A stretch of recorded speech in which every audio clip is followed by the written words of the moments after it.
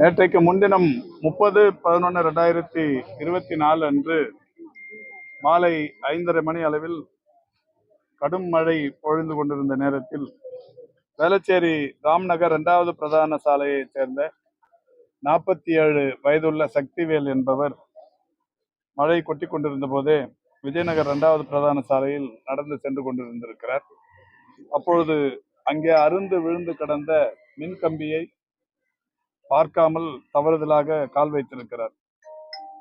அது உடனடியாக அவருக்கு ஷாக் அடித்து அதனால் ஒரு பெரிய அளவில் பாதிப்பு ஏற்பட்டிருக்கிறது.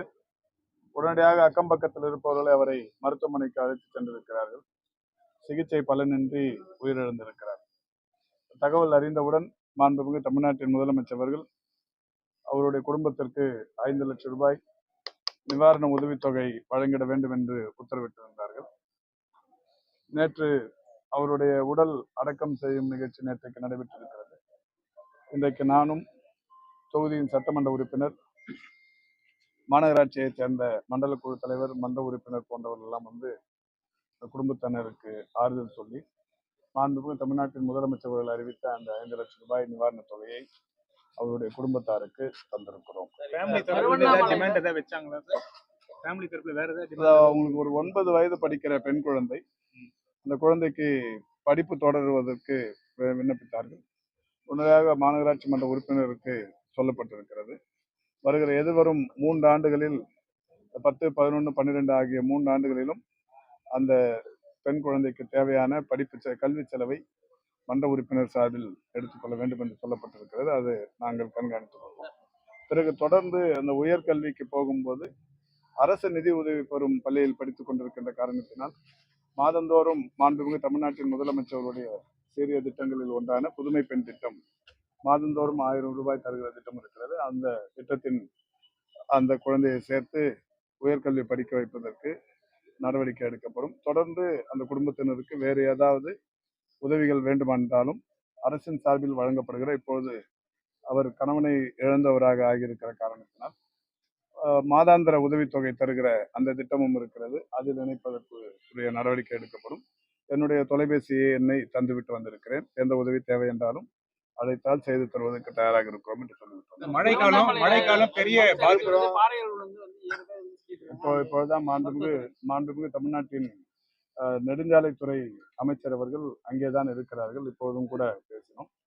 உடனடியாக பல்வேறு துறைகளைச் சேர்ந்த வல்லுநர்கள் வரவழைக்கும் பணியில் ஈடுபட்டிருக்கிறார்கள்.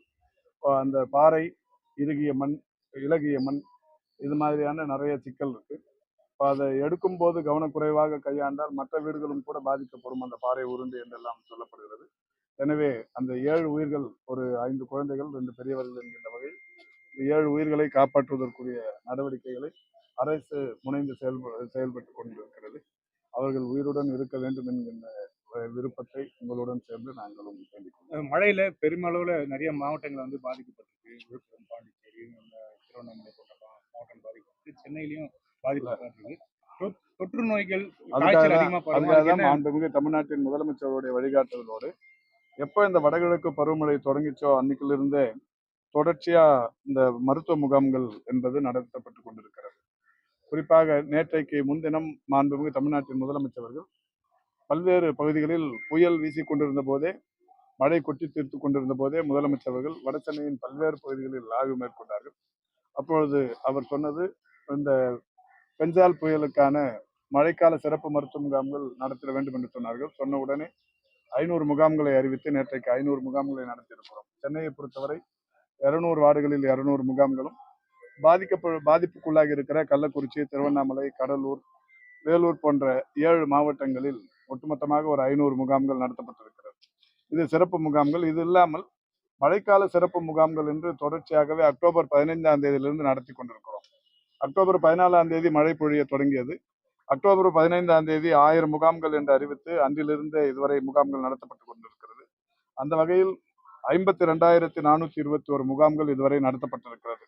இதில் பயன்பெற்றிருப்பவர்கள் மட்டுமே 28,42,508 பேர்.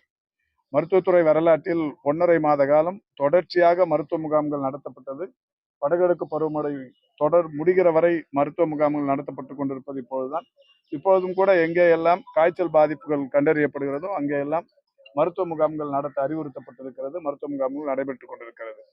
திருவண்ணாமலை, விழுப்புரம் போன்ற பல்வேறு மாவட்டங்களில் இன்னமும் மழை பொழிவு இருந்து கொண்டே இருக்கிறது. விழுப்புரத்தை பொறுத்தவரை வரலாறு காணாத வகையில் இதுவரை ஒரு 24 மணி நேரத்தில் 51 சென்டிமீட்டர் அளவுக்கு மழை பொழிந்திருக்கிறது. எனவே அந்த பகுதிகளில் இப்போதும் கூட முகாம்களில் தங்க வைக்கப்பட்டிருக்கிற மக்களுக்கு அந்த மருத்துவ முகாம்கள் நடத்தப்பட்டுக் கொண்டிருக்கிறது. தொடர்ச்சியாக எல்லா மாவட்ட சுகாதார அலுவலர்களுடனும் பேசிக் கொண்டிருக்கிறோம். இன்று மாண்புமிகு தமிழ்நாட்டின் முதலமைச்சர்களும் மாண்புமிகு தமிழ்நாட்டின் துணை முதல்வர் அவர்களும் நேற்றைக்கும் இன்றைக்குமாக தொடர்ந்து அங்கே ஆய்வுகளை மேற்கொண்டு வருகிறார்கள். எல்லா இடங்களிலும் இந்த மருத்துவ முகாம்கள் நடத்தப்பட்டுக் கொண்டிருக்கிறது.